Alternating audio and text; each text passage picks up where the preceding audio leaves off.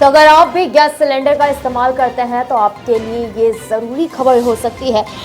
जिस तरह से 5 सालों में एलपीजी सिलेंडर को लेकर 4082 दुर्घटनाएं सामने आई है, उसके बाद आप ये नियम ज़रूर जान लें क्योंकि आपके लिए काफ़ी फ़ायदेमंद होगी। क्योंकि ये गैस सिलेंडर के रूल्स काफ़ी ज़रूरी हो जाते हैं। जिस तरह से हर कोई घर में खाना पकाने के लिए एलपीजी सिलेंडर का इस्तेमाल करते हैं, तो उनके लिए खबर और भी ज़रूरी हो जाती है। पिछले 5 सालों में एलपीजी सिलेंडर के चलते देश में कुल 4082 दुर्घटनाएं हुई हैं।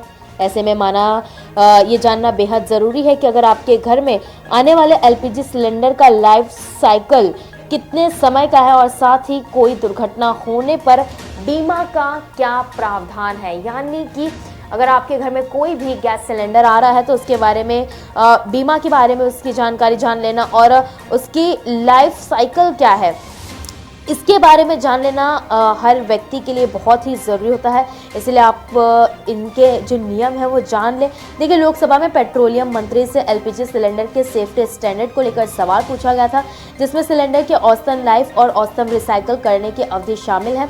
तो पेट्रोलियम मंत्री से ये भी पूछा गया कि बगैर रिसाइकल किए कई वर्षों तक घरेलू एलपीजी सिलेंडर का इस्तेमाल किया जा सकता है, जिसके चलते सिलेंडर के फटने की घटनाएं सामने आई और पिछले 5 सालों में ऐसे सिलेंडर फटने की घटनाएं कई हुई हैं।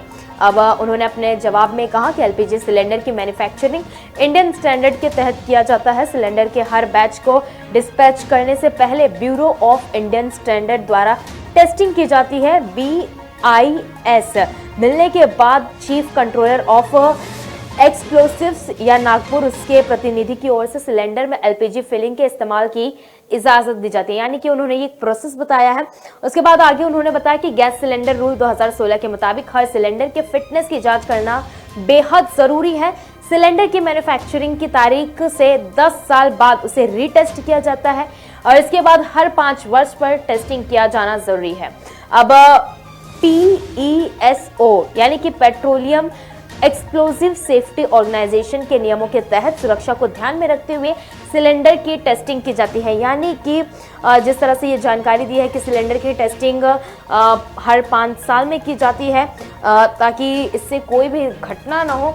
और उन्होंने बताया है कि सिलेंडर का टेस्टिंग किया जाना, उसे एलपीजी फिलिंग प्लांट में अलग से रखा जाता है और यूज़ करने से पहले उसकी टेस्टिंग की जाती है। जिस एलपीजी सिलेंडर की टेस्टिंग होनी है उसमें फिलिंग नहीं की जाती और उसमें डिस्पैच किया जाता है। उन्होंने बताया कि एलपीजी सिलेंडर को लेकर होने वाली दुर्घटना की कई वजह हैं, जिसमें सिलेंडर से लीकेज, घरेलू से गैस सिलेंडर में एलपीजी को ट्रांसफ़र करना और गैर अप्रूवल इक्विपमेंट का इस्तेमाल करना, कंज्यूमर के घर में गलत तरीके से इस्तेमाल करना, हॉस पाइप को समय समय पर नहीं बदलना, और इनकी विफलता, एलपीजी होस से लीकेज, गैस स्टोव से लीकेज और दूसरे कारणों के चलते, ज़्यादा गर्मी के चलते भी एलपीजी सिलेंडर फटने की वारदात हो सकती है।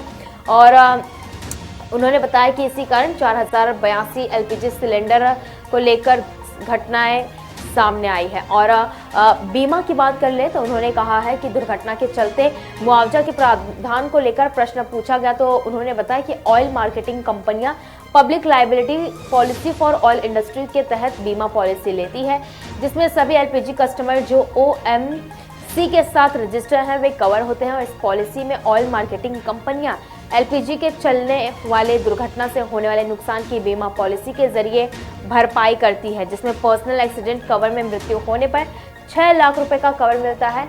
हर घटना पर 30 लाख रुपए के मेडिकल खर्च के कवर का प्रावधान है, जिसमें 2 लाख रुपए प्रति व्यक्ति शामिल है। और अगर कस्टमर के रजिस्टर्ड संपत्ति को नुकसान होता है तो 2 लाख रुपए तक का कवर मिलता है। यानी कि बीमा की भी यहाँ पर बात उन्होंने बता दी और किस तरह से इसकी टेस्टिंग की जाती है, कितनी सेफ्टी इसमें रहती है, ये सारी जानकारियाँ बता दी गई हैं। यानी कि अगर आप भी एलपीजी सिलेंडर यूज़ करते हैं, घरेलू से सिलेंडर यूज़ करते हैं, तो ये बातें ध्यान में रखना और इन्हें समझना बेहद ही ज़रूरी है आपके लिए।